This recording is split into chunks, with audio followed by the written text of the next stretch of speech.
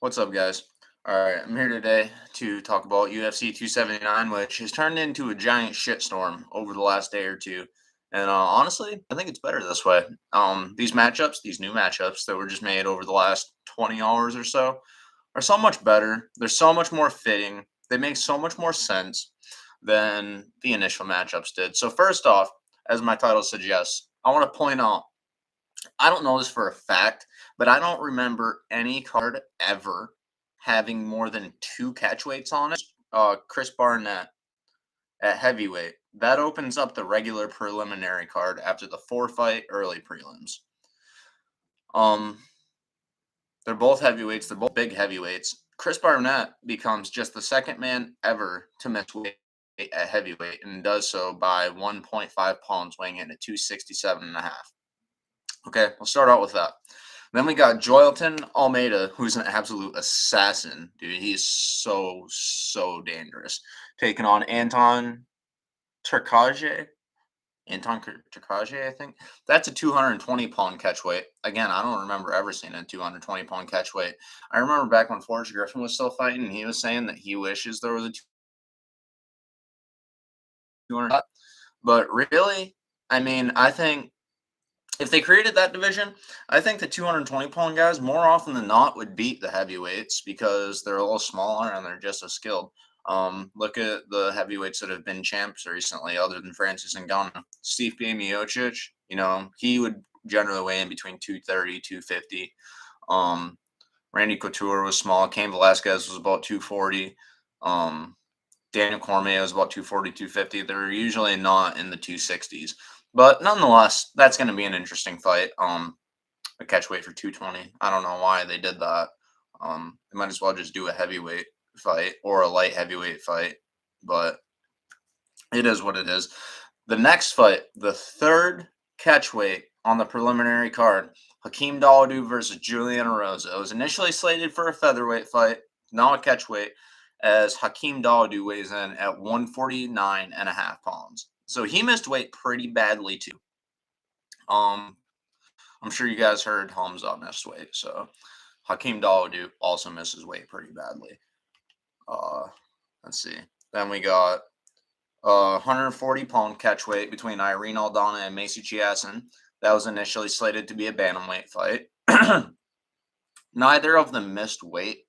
This wasn't a catchweight for a weight miss by either party, but it's another catchweight. I don't know why they did it. One of them, Li Jingliang versus. All right, so now we're gonna get into the last three fights. Li Jingliang was initially slated for a co-main event slot against Tony Ferguson, which I absolutely hated. It is truly astounding to me that Tony Ferguson is fighting before Michael Chandler. All right, does anyone remember when Tony Ferguson got knocked out worse than just about anyone in UFC history? Seriously, one of the most brutal knockouts ever. Never happened to him before. He got viciously starched with a front kick by Michael Chandler earlier this year in the spring. Michael Chandler ain't fighting until November, but Tony Ferguson is fighting tonight? Dude, and he's on a 4-fight losing streak, and you're going to have him turn around this quickly? It's not a good idea. But nonetheless, he's fighting at 170 pounds. He's 14-2 at heavyweight, 11-2 as a pro, 3-0 as an exhibition on the Ultimate Fighter. His UFC debut was at welterweight, and those three fights at welterweight on the Ultimate Fighter, he got knockouts in all four of them. So that's interesting. And he's not fighting Li Jingliang anymore, thank God, because Li Jingliang, he's lost before. But dude, he is a heavy-handed boxer that he can box his ass off. He's got some good kicks to go along with it. And yeah, dude, he's lost before, but he's pretty hard to look good against. That's been evident throughout, I don't know, the second half of his career, I would say. Jingliang has gone on over his last 12. His last loss is to Hamzat Chimaev, who became just the second man ever to finish him, and he submitted him. Jingliang's never been knocked out. And his last two losses before that, Jake Matthews and Neil Magny. No shame there. So instead of fighting Tony Ferguson, he is matched up with Daniel Rodriguez, which is a much, much better fight. Like, these guys are both primarily boxers. Like, this is a fucking sick matchup. This is the fight that should have been made to begin with. Actually, all three of these are, except for Hamza and Holland, but I'll get to that in a minute. Jinguang and Rodriguez, yeah, dude, they should have made this fight in the war, or not the war room. What the fuck is it called? The war room is Dan Hardy's thing. Fuck, I don't remember that. Dana White and his crew, Sean Shelby and Mick Maynard on Tuesdays, that fucking room that they make all the fights in. Yeah, this is the fight they should have made. But they didn't. But it's happening. And Li Jingliang is the only guy that's really getting the shittier end of the stick here. Because he weighed in at 170 and a half, I believe. And Daniel Rodriguez weighed in at 179 because he was initially slated against Kevin Holland at 180 pounds. That was also to be a catchweight. Right from the go, that was to be a catchweight. I don't know why, but it was. But he's the only one getting the shittier end of the stick here. But that being said, he could still win this fight. And I went over Jingle Liang's resume. His last 4 wins are by knockout. Let's see. Sorry, guys, this is a live video. 1, 2, 3. His last 4 wins are by knockout. And I mentioned how he's 9-3 in his last 12. 7 of those 9 wins come via knockout. While Daniel Rodriguez comes into this fight having gone 6-1 thus far in the UFC. He's 16-2 as a pro, and a lot of you might not know this. Daniel Rodriguez could very easily be 18-0. Okay, like, he doesn't do anything that truly stands out. He's got good takedown defense. He's got good boxing. He's heavy-handed, but he could be 18-0, guys, because he lost his 5th fight that he went into with a 4-0 record. He lost that fight by split decision. I didn't see it, but most split decisions are close or controversial. Not always, but sometimes. And his only loss in the UFC is to Nicholas Dalby, a Cage Warriors champion that a lot of people, that came via unanimous decision, and a lot of people thought he won that fight. So therefore, 16-2, he could be 17-1 or 18-0, guys. So I'm really interested to see what he can do. He's 35 years old, but he's about the same age as Jingliang, though. Jingliang's 34. He just turned 30. The co-main event was changed, as we all know. Kevin Holland was initially slated against Daniel Rodriguez, and Khamzat Chimaev was initially slated against Nate Diaz. Well, now they're fighting each other. Khamzat Chimaev and Kevin Holland. No, they are. Kevin Holland said that he would take this fight, but he wouldn't take it unless it was a 5-round main event. Well, they talked him into taking a 5-round co-main event for this fight. So, dude, it's fucking sick, man. We got 2 5-round fights tonight when we were seeing with Khamzat and Diaz. Literally, the only thing I was interested in seeing was if Diaz could survive the earlier rounds.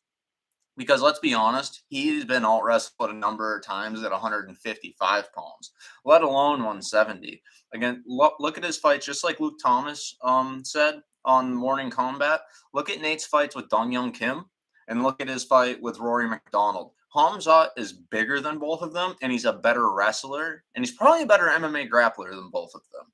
Maybe not a better MMA grappler than Rory at his best, but that still has yet to be seen. I wouldn't be surprised. This motherfucker starches people at 185 pounds. Nate is a natural lightweight that doesn't want to cut to 156 pounds anymore, so he fights at welterweight. This fight made no fucking sense at all. But a lot of, and then after his last fight with Gilbert Burns, he was pretty tired too. Imagine 2 more rounds. If Nate could survive the earlier rounds, how's Khamzat going to look in the 4th and 5th? I would say about the middle of the 3rd, he might start to tire. Well, Kevin Holland has very good cardio too. And he's a pretty similar matchup. I think Kevin Holland fights a lot like Nate Diaz, honestly. His wrestling defense isn't the best. He's got good boxing. He's got decent kicks to go along with it. Nate doesn't really kick much, or he does, but he doesn't have great kicks. Kevin's got some decent kicks to go along with it. Kevin, I wouldn't say is as good of a boxer as Nate, but he's much slicker on the feet. I think he's got a little bit more power, and he, like Nate, is a black belt in Brazilian Jiu-Jitsu. Not as elite of a black belt, but It's a pretty similar matchup, and Kevin Holland doesn't get tired. So watch his fifth round against Marvin Vettori and against Derek Brunson. He looked good, and I would rather see Hamzat fight Holland because this isn't Holland's last UFC fight like it is Nate's.